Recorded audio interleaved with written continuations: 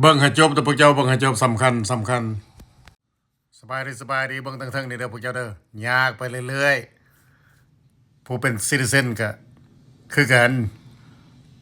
ถ้าแม่นมันเป็นจังซี่เนาะบ่แม่นว่า if you didn't break any law you be okay มันบ่แม่นบางเทื่อ it's ตอนก่อนเจ้าเป็น citizen หั่นนะเจ้า fill form มันหยังต่างๆเนาะแปลว่าแบบบางเทื่อคำถามเจ้าเคยเฮ็ดหยังผิดบ่หั่นนะเจ้าเขียนไปบ่เนาะบางเทื่อเจ้าลืมหรือว่าเจ้าบ่ลืมก็บ่เกี่ยวอันนั้นเขาเรียกว่า intentional or unintentional lie เขาว่า on your application เนาะบางเทื่อว่าเจ้ากินเหล้าขับรถว่าซั่นซะบางคนลืมก็มีได้เนาะบัดนี้ถ้าแม่นเจ้าน่ะ commit crimes เนาะเขาเจ้าสิกวดเบิด application น่ะนะ it's rule ออกใหม่ you know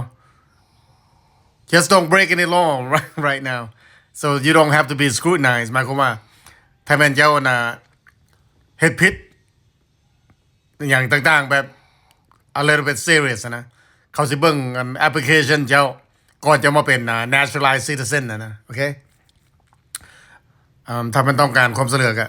เป็นความปรึกษาความช่วยเหลือไปนำกันหั่นแหละ you can call my sister and find out more but ผู้ใดเป็น citizen ก็ you're not home free okay